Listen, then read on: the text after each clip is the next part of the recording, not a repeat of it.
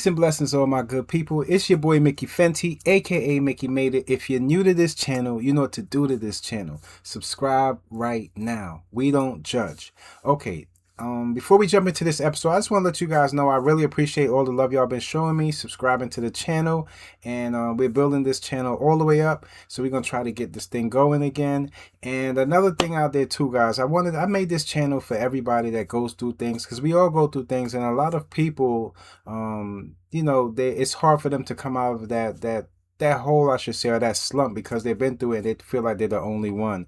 But I feel like, you know, the things we've been through, you're going to hear some of my stories and a lot of other people's stories. We can relate to these stories, and it's a place where anybody can come and tell their story and don't be judged about it, you know, because these are things that shape our lives. So we're gonna about to jump into this story and see what's going down. And remember, we don't judge. Love you guys. Make sure you press the noti bell, and you'll know when these videos are dropping. All right, love y'all, and I'm gonna be posting them daily, sometimes once a day, sometimes twice a day for you guys, just keeping you guys entertained and keeping your minds open to some. We all good people. At the end of the day, we all go through things, and it's how we make it out of it, and it's how we get back to the top is what really counts, not what we've been through. All right, love y'all. Let's jump into it. Story time on the most traumatic day of my life, the day that I got PTSD, the day that I gave up on God, the day that I almost lost my life as well. I Wow. never told my story. Everybody always tell me I should, that it can touch people and help people, but we'll see. This is the first time. So 2019 Thanksgiving, I really wasn't feeling it. Like, I don't know what it was with that day, but I didn't want to go with my family. I didn't want to go around nobody. I had told my boyfriend at the time, like, I'm staying in the house. I'm not in the mood. Like, I don't want to go nowhere. He had made me get up. He like, get up. You going to my mom's house with me. You're not staying in the house all day, being no Debbie Downer. I'm just like, okay, whatever. I guess I'll go. So we get there. Everything is like great. It was a good time. Food was great. Like, the vibe was there. We had so much fun. So towards the end of the night, he ended up deciding that he wanted to go out to the club. So he asked his friends and his family, like, y'all want to go out? Y'all want to go out? Everybody like, no. And I don't know what it was. I really didn't want to either, but I didn't want him to go by himself. So I'm like, okay, I'll go with you. So we get there. Instantly, the vibe is off. It's weird in there. The energy is weird. Like, I just get like hairs standing up in the back of my neck. Like, that's the type of weird energy I get when I get in there. So since it was people in there that he had beef with, I'm kind of like on watchdog. I'm trying to make sure we on our P's and Q's. He is, I am. We know, we're aware of what's going on. Like, he told me he peeped. Okay. So a fight ended up breaking loose. He ended up trying to like break it up because it was some people he was cool with. So he gave me the car keys, like, go get the car. So I run to where we parked at. It was like behind the alley in like a parking lot. And as I'm getting to the car, I see somebody running. He had on the same shoes that he had just got. So I knew it was him. Like, for a minute, I'm just like, what the fuck is going on? Like, I see him getting, shot at. So I'm like, I know we got in the car. So I'm kind of like looking for it, but I'm also trying to hurry up. So I'm like, fuck it, I'm just getting a car. Before we go any further, I'm just going to tell you like this. Coming up, I've used to go to the club and be on the club scenes, but then I started to realize people are in there getting drunk. You got people that be hating on people. They're not even in there to dance. They're in there to look at what other people are doing or what they're wearing. And just there's people in there that's looking to rob people. And if you're a type of person that you have beef on the streets, or you're dealing with issues in the streets, go into these clubs, especially with your lady. It's a big risk, because you could be found anywhere. And if you have to travel to with any place with a gun, or go any place with that you need a gun with you, don't go at all. You're saving yourself a lot of time, and especially your life. Let's jump back into it, man. I try to drive over there. I drive over there. By the time I get in the car and get right there, like, he on the ground. So I'm trying to get him in the car. He is dead weight at this point. Like, I cannot get He's him in his hit car. already. I hear shooting coming from every direction. It gave like massacre, like shooting just everywhere. And I'm kind of like just freaking out. I'm scared. I'm like, okay, I gotta get him in his car. I'm trying not to like go crazy and, be level headed so I can get him to the hospital. And from my point of view, like, where I was at, I thought he only got like shot like maybe 2 or 3 times. Before he like fell and stuff. But later on, I found out he got shot like 17 times. So he got shot way more times than I seen. He was shot before, and that's why when I seen him, he was running. He was kind of running slow, and I know him to run fast, but it didn't dawn on me at that point that he must have already been injured. So when I get over to him, I'm telling him like, "Come on, babe, get up." I'm trying to get him to get in the car. He's not saying a word. Like he's like trying to take the pain. Like he couldn't say anything. So I'm just trying to call anybody that's around. Like, can y'all help me? Can y'all help me? I'm asking people. Some people like no, like they just like. Eventually, a dude ended up coming over, and he ended up like helping me. He helped me put him in a car. Like I was just so grateful for him. Like God sent him to me to help me. I got him in the car. I'm on the phone with his family, his friends and stuff, and I'm talking to them. They like, just keep talking to him. Just keep talking to him. I'm rushing to the hospital. I never even called. I don't even think I called 911. I can't remember. Maybe I did. I don't remember. But I just remember driving, and the whole time I'm trying to talk to him. He never said anything, but I'm driving. I'm talking to him like, baby, you're going to be okay. You're going to be okay. Like, you got this. You got this. And then finally we had got to the hospital. So we get to the hospital, like, I'm a wreck. Like, I got blood on me. I didn't even realize I had blood on my clothes, on my shoes. Like, I was, like, a wreck. I was traumatized. And I was, like, frozen. Like, I really couldn't show emotions. Like, I was just, like, I was in a shock. I was in a state of shock. So we waited for hours. They finally came out and said, like, he didn't make it. Which, there was just another hard part.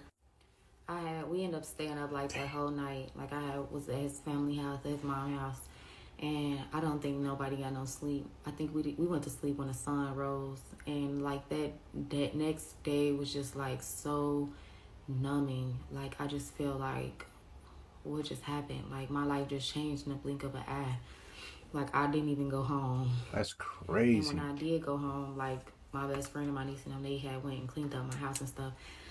For me, and like just going home was just like so hard. It just felt so empty because I'm used to coming home to a person there, or like just I'm thinking about memories. Everything was just so hard, and as if everything that I had just went through wasn't hard enough. Like a week after the funeral, I found out I was freaking pregnant. So that was another hard part I had to go through as well. And the crazy part about me finding out I was pregnant.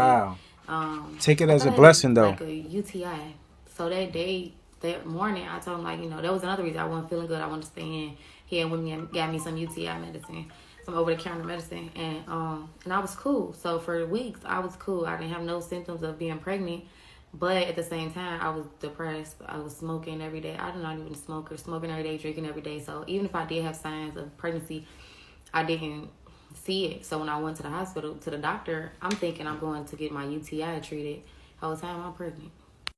And the crazy part is, the day that he died, on Thanksgiving Day, when we was at his mom's house, he kept telling everybody, yeah, we're going to have a son. We about to have us a son. And I keep looking at him like, boy, in like 5 years, are you crazy? Like, I got a little baby already. I don't want another kid right now. Like, even his sister was telling me, like, girl, take that birth control patch on. Like, I was on birth control and everything. Like, he was going around telling people we was having a baby. He named the baby. Like, he had a name and everything. And I'm just looking at him like, are you crazy? But it's crazy now that I look back on it. Like, he must have knew something. Like, I don't know what it was that he knew, but he knew something. But when I went through all that, I kind of gave up on God. Like, I was like, God, really? Like, you put me through this? I tried to go to church, and I was just numb. And after that, like, I didn't go to church for almost maybe 2 years. Like, I really was kind of mad at God, but he had never give up on God. Never give up on God. The crazy thing is, his best friend ended up dying like 2 weeks before he died. After his best friend died, I had a dream that me and my dude at the time was in a club. He got shot. I was trying to walk him out the club so we can get him to the hospital. On our way out the club, we run into the same dudes who shot him. And I was like begging, like, no, please just let us go. I just want to get him to the hospital. But in my dream, he lived. So on my way to the hospital in the car, I just kept saying, in my dream, he lived. My dream, he lived. Like, he gonna make it, he gonna make it. That's why I was so surprised when they said he didn't make it. Because I thought he only got shot like 2 or 3 times. Remind you, I didn't see the beginning. I only seen the end. So I thought he got shot only a few times and that he had chances of making it. But that was another reason I kind of was mad at God. But at the time, I wasn't aware of my gifts. Like, that was the first dream I ever had that came true. So I didn't know like, I didn't even warn him about the dream. Like, I never even told him about the dream. And I wish I would have, because maybe he would have been like, nah, I ain't going to the club no more. She had a dream about me. But I didn't know. Like, I was more so scared than anything to tell him about my dream. I didn't want to scare him. He had just lost his best friend. But it's crazy that I had that dream and it ended up happening. Now, I do be having a lot of dreams and they do be coming true and happening. So I do tell people. But at the time, I just knew he was gonna make it. Like, my dream had me so like, okay, he lived in my dream. He's gonna make it. But he didn't.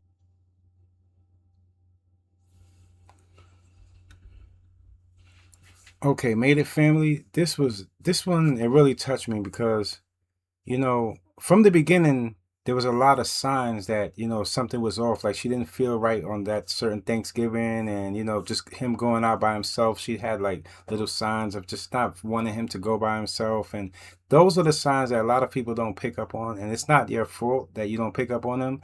But the more you're aware of the signs, the more you can like kind of like no, I can't say change what would probably happen, but possibly change your routes on what possibly the situation can turn out to be. Because you can cut out from going, certain places. But like I said, if her man had beef with a whole bunch of different people, there's no telling when this situation would have happened. Yeah, it might not happen that day if you didn't go that day, but who knows if you guys are out and about and something should happen and, you guys get injured. That's the thing that I really wanted to cover when it comes down to these situations. Try not to get yourself into problems with other people. If you have a girlfriend, you have somebody that loves you, a family that loves you, stay with the people that pour life into you and stay away from the people that just be jealous of you, envious of you, because you never know what a person can do. You could be the toughest person, but when it comes to guns and gun violence, it doesn't matter. Somebody could run up behind you and do something to you without you not even paying attention. You're in a club drinking, now you're not focused. So now you're a little bit off, and now they can do whatever to you. They shot him a lot of times. She said 10, 15 times. That's mean they were really out to kill him. And it's sad that he passed away, but I'm glad that she still held her strength and she still has a newborn baby, and that can carry on the legacy. And I'm glad she still has the strength to push forward. Having PTSD after this, that's understandable because we all go through certain situations where we can't get that out of our mind and we move accordingly to what had happened to us in the past. That's our past always going to shape our future. No matter how we look at it, what we go through, it definitely shapes on how we look at things in our next to come or our future ahead of us. So yeah, I'm just much love out to her, good vibes out to her, good energy. We send some good energy out to her. And yeah, man, it's just a sad situation. You guys let me know how you feel on this one in the comment section. Till next time, it's your boy Mickey Fenty, aka Mickey Made It. If you're new to this channel, you know what to do to this channel. Subscribe right now. Love. Peace.